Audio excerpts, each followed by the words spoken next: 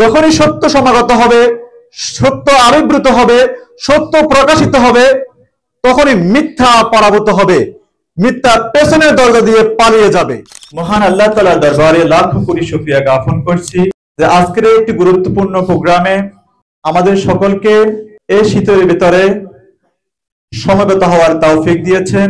এজন্য আল্লাহ সুবহানাহু ওয়া তাআলার দরবারে আমি মাথা নত করে শুকরিয়া জ্ঞাপন করছি, আলহামদুলিল্লাহ।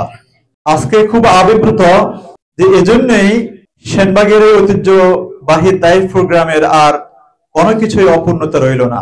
তাইফ আলিম মাদ্রাসা, তারপরে একটি হেফজুল কোরআন, তারপর আজকে উদ্বোধন হচ্ছে একটি সাংস্কৃতিক স্কুল, যা আমাদের জন্য গর্বের এবং আনন্দের, যেখানে কোরআন হাদিস চর্চা, হিফজুল কোরআন, পাশাপাশি সুস্থ সাংস্কৃতিক চর্চা। এটি এ যুগের জন্য আল্লাহর পক্ষ থেকে বড় একটি উপহার, আলহামদুলিল্লাহ। অসুস্থ সংস্কৃতি আমাদের পুরো সমাজ ব্যবস্থার ভিতরে অন্তরগুলোকে নষ্ট করে দিয়েছে, যুবক যুবতীদেরকে অকালেই তাদের চরিত্রকে নষ্ট করে দিয়েছে। পুরো সমাজ ব্যবস্থায় অপসংস্কৃতির জালে আমরা আবদ্ধ হয়ে গিয়েছি।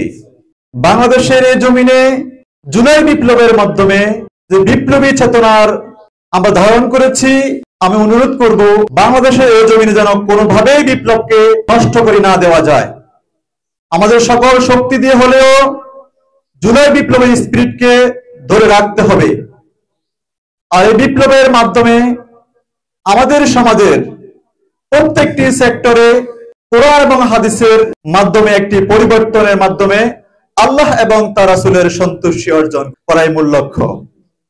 আল হেদায়া সাংস্কৃতিক সংঘের আজকের উদ্বোধন অনুষ্ঠানে আমি অনুরোধ করব এই সমাজ ব্যবস্থাকে জাহিলিয়াতের সকল চ্যালেঞ্জের মোকাবেলায় মদিনার একটি সমাজ ব্যবস্থা বিনির্মাণ করা। যদি আমাদের যুবক যুবতীদের মাধ্যমে এই সংসদের সৌরভ বিলিয়ে দিতে পারি, তখনই হেদায়া একটি হেদায়েতের জায়গায় পৌঁছবে আমি মনে করছি। আপনারা লক্ষ্য করবেন, একটি ফুল বাগানের প্রত্যেকটি ফুল তাদের সমস্ত সৌরভ বিলিয়ে দিয়ে এক সময় ঝরিয়ে যায়, তাদের নিজের জন্য কিছুই করে না। যেমনি ভাবে একটি বাগানের ফুলের লক্ষ্য হচ্ছে সৌরভকে বিলিয়ে দিবে, তেমনি ভাবে একটি মোমবাতির দিকে আমরা যদি খেয়াল করি, সমস্ত আলো জ্বালিয়ে দিয়ে সে একবার গলে যায়।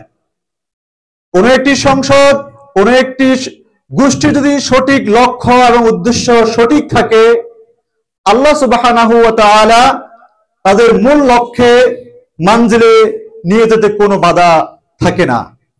আমি আমার বক্তব্যের শুরুতে যে আয়াতে কারিমা তেলাওয়াত করেছি তার অর্থ বলে আমার বক্তব্য শেষ করব। জাআল হক ওয়া জাহাকাল বাতিল ইন্নাল বাতিলা কানা জাহুকা। আল্লাহ সুবহানাহু ওয়া তাআলা পবিত্র কালামে বলেন, যখনই সত্য সমাগত হবে, সত্য আবির্ভূত হবে, সত্য প্রকাশিত হবে, তখনই মিথ্যা পরাভূত হবে, মিথ্যা পেছনের দরজা দিয়ে পালিয়ে যাবে। আজ সত্য সমাগত বলেই আমরা এখানে সমবেত হওয়ার সুযোগ হয়েছে। এভাবে সত্যকে উঁচু করে ধরাই আমাদের লক্ষ্য। আমাদের ব্যক্তি জীবনে, পারিবারিক জীবনে, সকল চিন্তায়, সকল চেষ্টায়, সকল বিষয়ে কোরআন এবং হাদিসের বাহিরে কোনো মতকে প্রাধান্য দেওয়া যাবে না।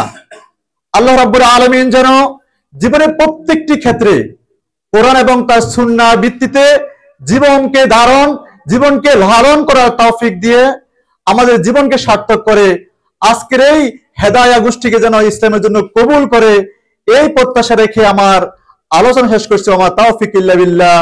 শুভ হোক আজকের এই আল হেদায়া সংসদের সকল আয়োজন। আসসালামু আলাইকুম ওয়া রাহমাতুল্লাহ।